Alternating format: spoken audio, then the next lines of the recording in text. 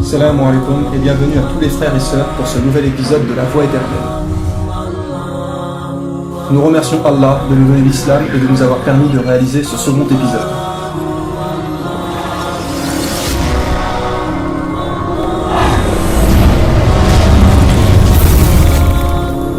Nous espérons tous que cela vous donnera une meilleure compréhension sur la vie du meilleur des hommes, Mohammed sallallahu alayhi wa sallam.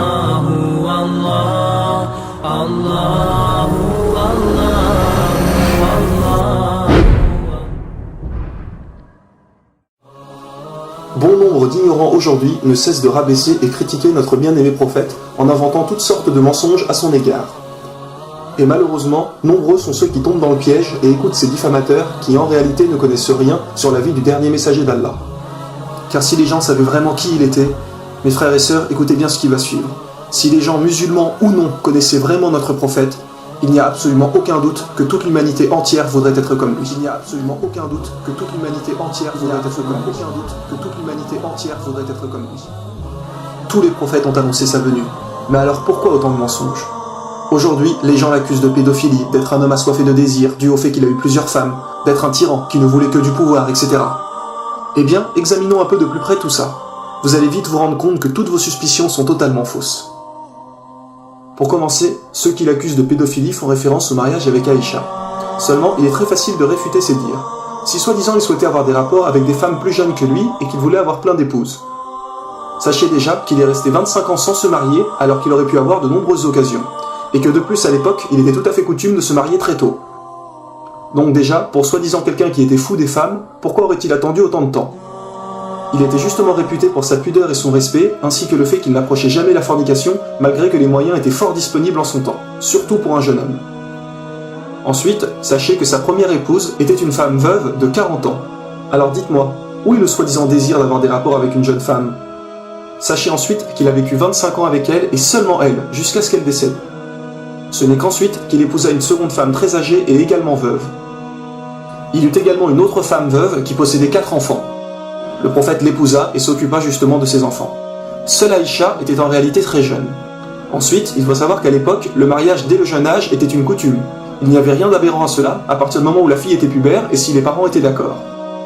Mais pourquoi le prophète l'a-t-il épousée? Eh bien pour plusieurs raisons. Écoutez attentivement cela. Tout le monde sait que les jeunes aujourd'hui ont une meilleure mémoire que les gens plus âgés. Il est par exemple plus facile à un enfant d'apprendre une langue étrangère quand il est jeune que plus tard. Donc, épousant une jeune femme, elle vivait avec lui et retenait tout ce que le prophète disait. Elle vécut près de 50 ans après sa mort, et qui pouvait mieux connaître un homme si ce n'est son épouse? Mohamed l'épousa et fit son éducation. Elle passait la plupart de son temps à étudier et à mémoriser la révélation. Son savoir fut crucial à la propagation de l'islam. Elle fut une des rares personnes à rapporter plus de 2000 traditions. Ses connaissances furent indispensables et appréciées de tous. D'ailleurs, les compagnons du prophète venaient souvent la voir lorsqu'ils avaient des doutes sur un sujet donné. Des hadiths aujourd'hui nous rapportent que certaines personnes disaient « Si nous, compagnons du messager de Dieu, avions des difficultés concernant un sujet donné, nous demandions l'aide d'Aïcha. » De plus, il n'a pas pris n'importe quelle fille au hasard, mais la fille de son meilleur ami Abu Bakr. Que rêver de mieux pour celui-ci que sa fille soit l'épouse du prophète? Cela n'a fait que renforcer l'immense amitié qu'ils avaient entre eux.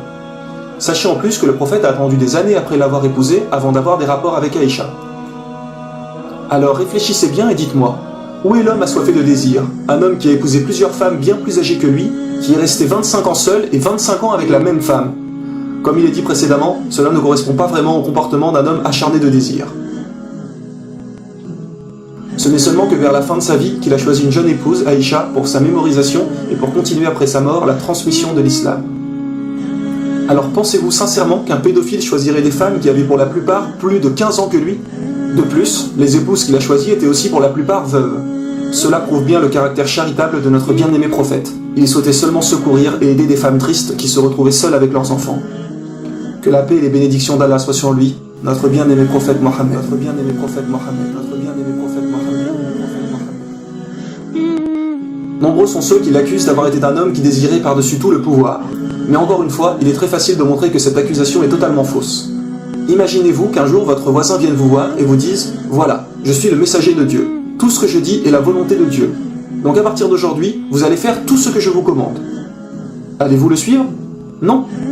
Beaucoup de gens l'ont traité de menteur, ont même cherché à le tuer. Mais pourtant, certaines personnes l'ont tout de même suivi. Mais des membres de sa famille l'ont rejeté, alors qu'à l'époque, les liens familiaux étaient extrêmement importants. S'il mentait, il n'aurait jamais continué cela. Puis petit à petit, de plus en plus de gens l'ont suivi, et les dirigeants de la ville où il demeurait lui ont proposé qu'il arrête de transmettre son message par crainte qu'un jour les musulmans deviendraient trop nombreux. En échange de quoi, il aurait tout ce qu'il voudrait. Ils lui ont proposé tout l'argent qu'il désirait, le pouvoir, les femmes, etc. Et savez-vous ce qu'il a répondu? Eh bien voici ce qu'il leur a dit. Même s'il déposait le soleil dans ma main droite et la lune dans ma main gauche, je continuerai à transmettre mon message, car il me vient de Dieu, car il me vient de Dieu, car il me vient de Dieu. Alors dites-moi, s'il voulait le pouvoir, pourquoi l'a-t-il justement refusé? Sachant qu'en plus, il savait qu'en refusant, il se mettrait à dos tous les dirigeants de la ville, et que cela allait mettre encore plus sa vie en danger. Il aurait pu avoir tout ce qu'il désirait, mais non, il a refusé, parce qu'il suivait uniquement ce que Dieu lui commandait de faire, parce qu'il suivait uniquement ce que Dieu lui commandait de faire. Suite à cela, nombreux sont ceux qui ont tenté de le tuer. Ils ont même monté des armées contre lui et les musulmans. Mais vous savez quoi? Une fois qu'il gagna les batailles, il aurait très bien pu se venger et tuer tous ceux qui se sont rendus. Mais ça, ce n'était pas le caractère de notre messager. Il les a tous pardonnés, même ceux qui avaient tué des membres de sa famille, et il les a tous invités à l'islam. La seule chose qui rendait triste notre prophète, c'était ceux qui refusaient l'islam, car il savait ce qui les attendait dans l'au-delà. Il ne cessait d'invoquer Dieu pour qu'il leur accorde sa miséricorde et qu'il leur ouvre leur cœur à l'islam.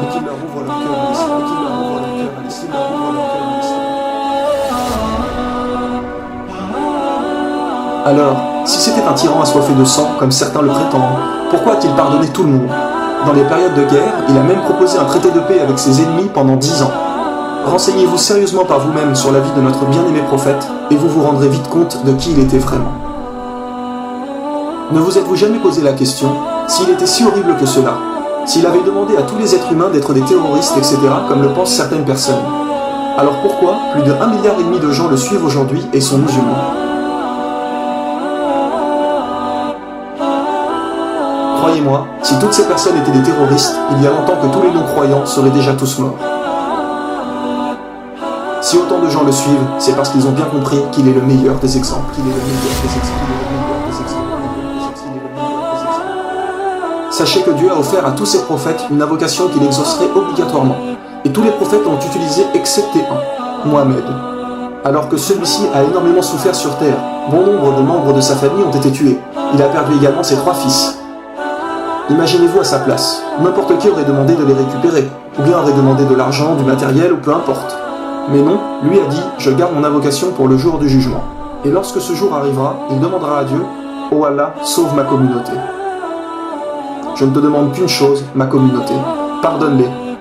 Alors mes frères et sœurs, réfléchissez bien. Quand viendra ce jour-là, voudriez-vous être musulman ou non, pour que cette invocation vous concerne?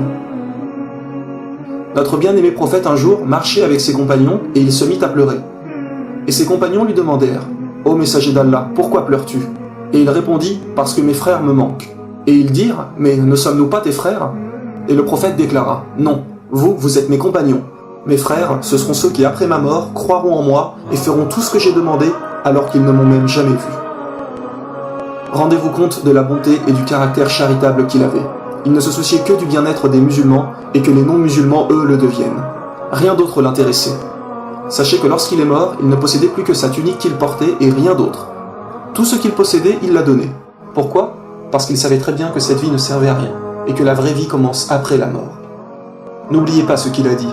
Pour comparer cette vie à l'au-delà, c'est comme si vous mettiez votre doigt dans l'océan et l'eau qu'il y a sur votre doigt est la vie d'ici-bas et l'eau qu'il y a dans l'océan est la vie de l'au-delà. Réfléchissez bien avant qu'il ne soit trop tard. Il est peut-être enfin grand temps de se bouger un peu. Ne dépensez pas tout ce que vous possédez pour une simple goutte d'eau, à cette simple vie provisoire. Comparée à l'océan, comparée à la vie éternelle. N'oubliez pas, nous nous présenterons tous devant Dieu et répondrons de nos actes. Notre bien-aimé prophète nous a tout laissé derrière lui, nous a tout expliqué. Mes sœurs, ne cherchez plus l'homme parfait. Il est mort dans les bras de Aïcha il y a 1400 ans. Allah nous a dit dans le Coran, chapitre 33, verset 21, « En effet, vous avez dans le messager d'Allah un excellent modèle à suivre pour quiconque espère en Allah et au jour dernier. Il est une miséricorde pour l'humanité envoyée par notre Seigneur. Il a donné sa vie pour nous transmettre l'islam. Il est ce que aucun de nous ne sera jamais. Il est le digne de confiance, celui qui a tout donné, tout sacrifié. Voulez-vous être de sa communauté? Voulez-vous être sa fierté? Eh bien, il nous a laissé le chemin droit à suivre, sa sunna, son exemple. Alors suivez-la du mieux que possible et patientez jusqu'au jour du jugement pour pouvoir, Inch'Allah, rentrer au paradis à ses côtés. Il est notre guide, notre bien-aimé, notre prophète. Mohammed sallallahu alayhi wa sallam.